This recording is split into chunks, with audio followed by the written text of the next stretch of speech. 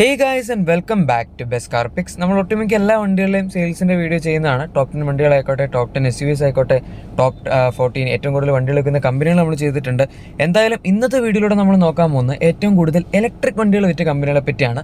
14 കമ്പനികൾ നമ്മുടെ ഈ ലിസ്റ്റിൽ വന്നിട്ടുണ്ട്. അതിൽ തന്നെ 14th പൊസിഷൻ നിൽക്കുന്ന കമ്പനി നമ്മുടെ സിട്രൺ ആണ്. ഇവർക്ക് കഴിഞ്ഞ മാസം 24 വാഹനങ്ങളുടെ സെയിലാണ് കിട്ടിയത്. അതായത് ജൂൺ 2026. നമ്മളിത് മന്ത് ഓൺ മന്തിലാണ് നോക്കുന്നത്, ഇയർ ഓൺ ഇയർ അല്ല. സോ ഇതിനെ മെയ് 2026 വെച്ച് കമ്പയർ ചെയ്യുകയാണെങ്കിൽ 22 വണ്ടികളുടെ സെയിലായിരുന്നു ഇതിന് കിട്ടിയിരുന്നത്. അതായത് 2 വണ്ടികളുടെ വ്യത്യാസവും 9.09% ഗ്രോത്ത് റേറ്റ് ആണ് ഇവിടെ വന്നിരിക്കുന്നത്.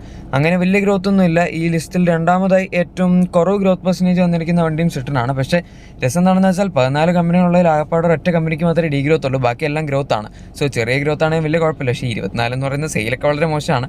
ആകപ്പാടെ അവർക്ക് ഇപ്പോൾ ഈ C3 മാത്രമേ ഉള്ളൂ ഇലക്ട്രിക് ആയിട്ട് പറയാൻ. വേറെ വണ്ടികളൊന്നും ഇതുവരെ ഇറങ്ങിയിട്ടില്ല. ഇനി നമ്മുടെ 13th പൊസിഷനിൽ നിൽക്കുന്ന കമ്പനി ടൊയോട്ടയാണ്. ഈ അടുത്താണ് ടൊയോട്ട നമ്മുടെ ഈ ഒരു ഇലക്ട്രിക് സ്പേസിലേക്ക് വരുന്നത്. അതും കഴിഞ്ഞ മാസമേ വന്നിട്ടുള്ളൂ. നമ്മുടെ അർബൻ ക്രൂസർ ഇബെല്ല വെച്ചിട്ടാണ് ഇവർ ഈ ഒരു സ്പേസിലേക്ക് വന്നിരിക്കുന്നത്. കഴിഞ്ഞ മാസം ജസ്റ്റ് 32 വണ്ടികളുടെ സെയിൽ മാത്രമേ ഉള്ളൂ. മെയിൽ ഇതിൻ്റെ സെയിൽസും പ്രൊഡക്ഷനും തുടങ്ങാത്തതുകൊണ്ട് നമുക്ക് അതിൻ്റെ സെയിൽസായിട്ട് ഇല്ല, കാരണം അവരൊന്നും വിറ്റിട്ടില്ല. ഇത് പക്ഷേ ജസ്റ്റ് ഒരു ബാഡ്ജ് എഞ്ചിനീയറിംഗ് ആണ്, പ്രത്യേകിച്ചൊന്നും ഇല്ല ഡിഫറൻസ് ആയിട്ട് നമുക്ക് ഈ വിറ്റാരായിട്ട് കമ്പയർ ചെയ്ത് പറയാൻ. എക്സ്റ്റീരിയറിൽ അവർ ഫ്രണ്ട് ഡിസൈൻ ഒന്ന് മാറ്റിയിട്ടുണ്ട്, അത് മാത്രമേ ഉള്ളൂ. ഇൻറ്റീരിയർ എല്ലാം ജസ്റ്റ് കളർ ചേഞ്ച് മാത്രമാണ്. റിയർ ഡിസൈൻ ചെറുതായിട്ട് ടെയിൽ ലാംപ്സിൻ്റെ എലമെൻ്റ് ഒക്കെ വ്യത്യാസമുണ്ട്. പ്രശ്നം എന്താണെന്ന് വെച്ചാൽ ഏകദേശം ഒരു 4 ലക്ഷം രൂപയോളം ഈ വിലയ്ക്ക് നമ്മൾ ഈ വിറ്റാര വെച്ച് കമ്പയർ ചെയ്യുമ്പോൾ കൂടുതൽ കൊടുക്കണം. അത് തീർച്ചയായും വേർത്തല്ല. ഇനി നമ്മുടെ അടുത്ത 12th പൊസിഷനിൽ നിൽക്കുന്ന കമ്പനി ടെസ്ലയാണ്. യെസ്, കുറച്ചധികം കാലം മുന്നേ ഇവർ ഇന്ത്യയിലേക്ക് വരുന്നു എന്നൊക്കെ പറഞ്ഞ് ഭയങ്കര ഹൈപ്പെട്ടാണ്. അന്ന് വന്നിരുന്നത് ചിലപ്പോൾ എന്തെങ്കിലുമൊക്കെ നടന്നേനെ. ഇന്നിപ്പോൾ ഏതായാലും ഇവർക്ക് അങ്ങനെ വലിയൊരു മാർക്കറ്റ് ഇന്ത്യയിൽ ഇല്ലാത്തതുകൊണ്ട് കഴിഞ്ഞ മാസം ജസ്റ്റ് 37 വാഹനങ്ങളുടെ സെയിൽ ഇവർക്ക് കിട്ടിയിട്ടുള്ളൂ. മെയ് മാസത്തിലാണെങ്കിലും 35 വണ്ടികളുടെ സെയിൽ മാത്രമേ കിട്ടിയിട്ടുള്ളൂ. അതായത് 2 വണ്ടികളുടെ വ്യത്യാസവും 5.71% ഗ്രോത്ത് റേറ്റാണ് വന്നിരിക്കുന്നത്. നമ്മുടെ ലിസ്റ്റിൽ ഏറ്റവും കുറവ് ഗ്രോത്ത് വന്നിരിക്കുന്ന ഒരു കമ്പനിയും കൂടിയാണ് ടെസ്ല. ഇവർ പിന്നെ മുംബൈയിലൊരു പുതിയ ഇതൊക്കെ ഷോറൂം തുടങ്ങി, അങ്ങനെ കുറേ ഫെസിലിറ്റീസ് ഒക്കെ തുടങ്ങിയിട്ടുണ്ട്. സൂപ്പർ ചാർജേഴ്സ് ഒക്കെ അവിടെ സെറ്റപ്പ് ചെയ്തു. അങ്ങനെ ഇത്തിരി ഡെവലപ്പ് ചെയ്തവരാണെങ്കിൽ ചിലപ്പോൾ ബെറ്റർ ആവുമായിരിക്കും, നോക്കാം. ഇനി നമ്മുടെ അടുത്ത 11th പൊസിഷനിൽ നിൽക്കുന്ന കമ്പനി വോൾവോ ആണ്. ഇവർക്ക് കഴിഞ്ഞ മാസം 37 വണ്ടികളുടെ സെയിൽ തന്നെയാണ് കിട്ടിയത്. അതായത് വോൾവോയും ടെസ്ലയൊക്കെ സെയിം ആണ്. കഴിഞ്ഞതിന് മുന്നത്തെ മാസം മെയ്യിൽ ഇവർക്ക് 29 വണ്ടികളുടെ സെയിലായിരുന്നു കിട്ടിയിരുന്നത്. അതായത് 8 വണ്ടികളുടെ വ്യത്യാസം 27.59% ഗ്രോത്ത് റേറ്റുമാണ് വന്നിരിക്കുന്നത്. അത്യാവശ്യം ഇംപ്രസീവ് ആയിട്ടുള്ള നല്ലൊരു ഗ്രോത്ത് തന്നെയാണ്.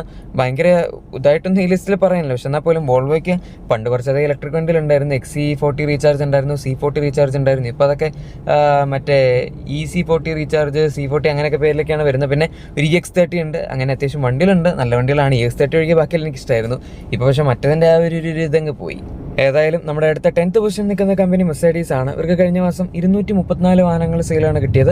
അതിന് മുന്നത്തെ മാസം അതായത് മെയ് മാസത്തിൽ 208 വാഹനങ്ങൾ സെയിലായിരുന്നു കിട്ടിയിരുന്നത്. അതായത് 26 വണ്ടികളുടെ വ്യത്യാസവും 12.5% ഗ്രോത്ത് റേറ്റുമാണ് വന്നിരിക്കുന്നത്.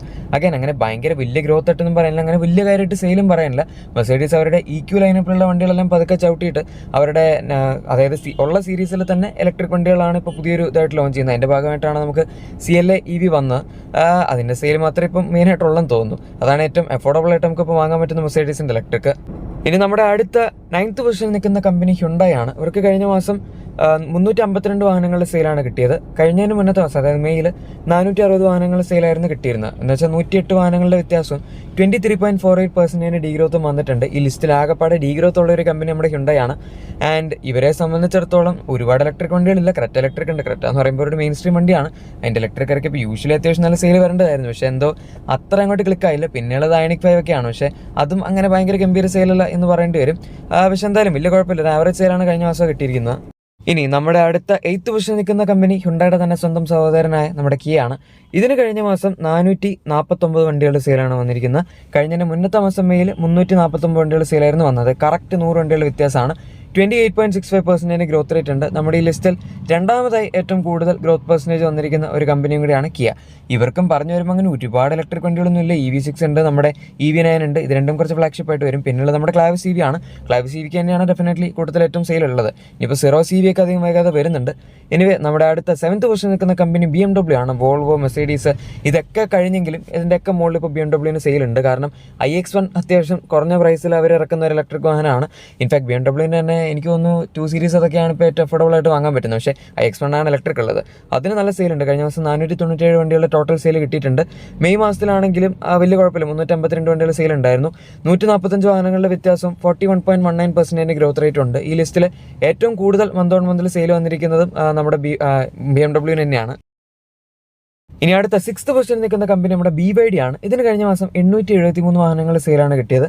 കഴിഞ്ഞതിൻ്റെ മുന്നത്തെ മാസം മെയ്യിൽ ഇതിന് 686 വണ്ടികളുടെ സെയിലായിരുന്നു ടോട്ടൽ കിട്ടിയിരുന്നത്. അതായത് 187 വണ്ടികളുടെ വ്യത്യാസവും 27.26% ഗ്രോത്ത് റേറ്റും ഉണ്ട്. അഗൈൻ വലിയ കുഴപ്പമില്ല, അത്യാവശ്യം ഗ്രോത്ത് റേറ്റും സെയിലും ഒക്കെ വന്നിട്ടുണ്ട്. പിന്നെ BYD സംബന്ധിച്ചിടത്തോളം അവർ ഇറക്കുന്ന എല്ലാം ഇമ്പോർട്ടൻറ്റ് വണ്ടികളാണ്, CB വഴിയാണ് ഇറക്കുന്നത്. അതുകൊണ്ട് വണ്ടികൾക്കൊക്കെ അത്യാവശ്യം വിലയുണ്ട്, പക്ഷെ എന്നാലും അത്യാവശ്യം സെയിൽ അവർക്ക് കിട്ടുന്നുണ്ട്.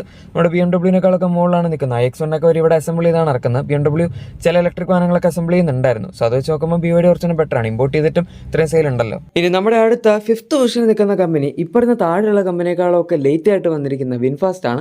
ലേറ്റ് ആയിട്ടാണ് വന്നെങ്കിലും സെയിൽസിൻ്റെ കാര്യത്തിൽ ഇവർ എത്ര പുറകിലൊന്നുമല്ല. കഴിഞ്ഞ മാസം 1404 വണ്ടികൾ സെയിൽ ഇവർക്ക് കിട്ടിയിട്ടുണ്ട്. മെയ് മാസത്തിലാണെങ്കിലും 1238 വാഹനങ്ങൾ സെയിൽ കിട്ടിയിട്ടുണ്ട്. അതായത് കണ്ടിന്യൂസ് ആയിട്ട് തന്നെ ഒരു കോൺസ്റ്റൻ്റ് ആയിട്ട് തന്നെ 1000-ന് മുകളിൽ സെയിൽ ഇവർക്ക് കിട്ടുന്നുണ്ട്. 166 വാഹനങ്ങളുടെ വ്യത്യാസവും 13.41% ഗ്രോത്ത് റേറ്റ് ഒക്കെയാണ് വന്നിരിക്കുന്നത്. അങ്ങനെ ഭയങ്കര വലിയ ഗ്രോത്ത് റേറ്റ് എന്നൊന്നും പറയുന്നില്ലെങ്കിലും സെയിൽസ് അത്യാവശ്യം നല്ല കൺസിസ്റ്റൻ്റ് ആണ്. അതും ഇൻഫാസ്റ്റിൻ്റെ മറ്റേ VF6, VF7, പിന്നെ ഇപ്പോൾ ഈ അടുത്ത് VF MP7 എന്ന് പറഞ്ഞൊരു വണ്ടി വന്നായിരുന്നു. ഇത്രയും വണ്ടികളാണുള്ളത്. ഇത് വെച്ച് തന്നെ അവർക്ക് ഇത്രയും സെയിൽ പിടിക്കാൻ പറ്റുന്നുണ്ടെങ്കിൽ, അതും ഒരു വിയറ്റ്നാം ബേസ്ഡ് കമ്പനിയാണിത്. പിന്നെ ഇവിടെ അങ്ങനെ ഒരുപാട് ഷോറൂംസ് ഒന്നായി വന്നിട്ടില്ല, എല്ലാം തുടങ്ങുന്നേ ഉള്ളൂ. എന്നിട്ട് പോലും ഇത്ര നല്ല മാർക്കറ്റ്, അതവരുടെ മാർക്കറ്റിങ്ങിനെയും പിന്നെ അത്യാവശ്യം ഒരു പ്രൊമോഷൻ അവർ നടത്തുന്നുണ്ട്, അതിൻ്റെ ആയിരിക്കും. ഏതായാലും നമ്മുടെ ഇനി അടുത്ത 4th പൊസിഷനിൽ നിൽക്കുന്ന കമ്പനി മാരുതി സുസുക്കിയാണ്. ഇവരും ഈ അടുത്ത കാലത്തായിട്ടാണ് ഇലക്ട്രിക് വാഹനങ്ങൾ സ്പേസിലേക്ക് വന്ന്. നമ്മുടെ ഈ വിറ്റാരാണ് ഇവർ ആദ്യമായിട്ട് ഇറക്കിയിരിക്കുന്ന ഇലക്ട്രിക് വാഹനം. ഇത് തന്നെയാണ് നമ്മുടെ ടൊയോട്ട ഇബെല്ല എന്ന് പറഞ്ഞ് വെക്കുന്നത്. പക്ഷേ അതിന് വലിയ സെയിലില്ല, ഇതിൻ്റെ സെയിലിൽ കുഴപ്പമില്ല. 1919 വണ്ടികളുടെ സെയിൽ കഴിഞ്ഞ മാസം കിട്ടിയിട്ടുണ്ട്. കഴിഞ്ഞതിന് മുന്നത്തെ മാസം മെയ് ആണെങ്കിലും 1591 വണ്ടികളുടെ സെയിലുണ്ട്. അതായത് 328 വാഹനങ്ങളുടെ വ്യത്യാസം 20.62% ഗ്രോത്ത് റേറ്റാണ് വന്നിരിക്കുന്നത്. മൊത്തത്തിൽ നോക്കുമ്പോൾ വലിയ കുഴപ്പമില്ല. മാരുതിയുടെ ബാക്കി വണ്ടികളൊക്കെ വെച്ച് നോക്കുമ്പോൾ 4000, 5000 ഓർ 10000, 15000 ആ ലെവലിലൊന്നും ഇല്ല. പക്ഷേ ഇവർ ഈ വണ്ടി കൊണ്ട് ഇത്രയൊക്കെ ഉദ്ദേശിച്ചുള്ളൂ. അതുകൊണ്ട് നമുക്കങ്ങനെ കുറ്റം പറയാനൊന്നും പറ്റില്ല. ഏതായാലും ഇനി അടുത്ത നമ്മുടെ 3rd പൊസിഷനിൽ നിൽക്കുന്ന കമ്പനി MG ആണ്. ഇവർക്ക് കഴിഞ്ഞ മാസം 5861 വാഹനങ്ങൾ സെയിലായിരുന്നു കിട്ടിയത്.